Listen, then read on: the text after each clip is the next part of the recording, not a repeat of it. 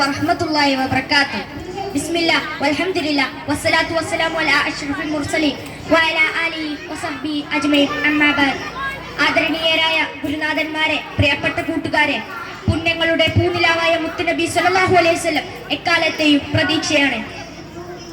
സ്നേഹം, അവിടുത്തെ ദേഹവും ദർശനവും സ്പർശനവും എല്ലാം അനുഗ്രഹീതമാണ്. സ്നേഹം ചോർന്നു പോകുന്ന ഇക്കാലത്ത് നബിയിലേക്ക് തിരികെ നടക്കേണ്ടതുണ്ട്. ഭൂമിയിൽ ഉള്ളവരോട് നിങ്ങൾ മുഴുവൻ കരുണ പുലർത്തണമെന്നാണ് നബി സല്ലല്ലാഹു അലൈഹി വസല്ലം നമ്മെ പഠിപ്പിച്ചത്.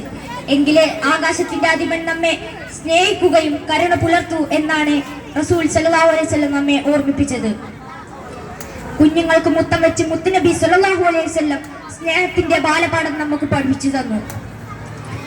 പെൺകുട്ടികളോട് നീതി പുലർത്താനും കൽപ്പിച്ചു. മുതിർന്നവരെ ആദരിച്ചു സ്വർഗം നേടാൻ ആജ്ഞാപിച്ചു. വഴിയാത്രക്കാരെയും ദുർബലനെയും അനാഥരെയും ചേർത്തു നിർത്തി സർവരും ആ തിരുശബ്ദത്തിൽ പ്രതീക്ഷ അർപ്പിച്ചു. ചെടികളും മരങ്ങളും പറവകളും മൃഗങ്ങളും സർവരും ആ തിരുസവിധത്തിൽ പരിഗണിക്കപ്പെട്ടു. മുത്തുനബി സല്ലല്ലാഹു അലൈഹി വസല്ലം എല്ലാവരോടും സ്നേഹം പുലർത്തി. മനുഷ്യരോടൊന്നല്ല, പക്ഷികളോടും മൃഗങ്ങളോടും സകല ജന്തുജാലങ്ങളോടും പ്രകൃതിയോടും. അനാവശ്യമായി പ്രകൃതിയെ നശിപ്പിക്കരുത്.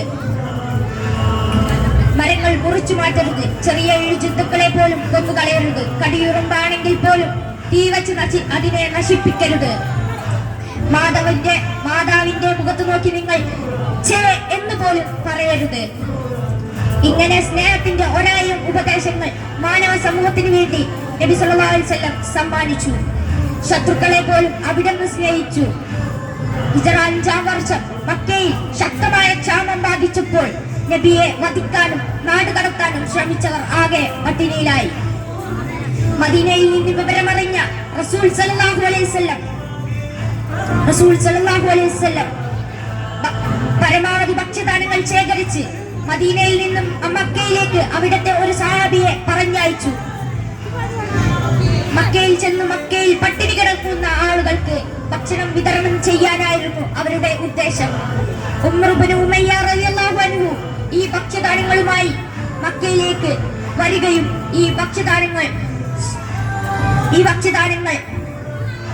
അബൂ സുഫിയാന്റെ കയ്യിൽ ഏൽപ്പിക്കുകയും ചെയ്തു.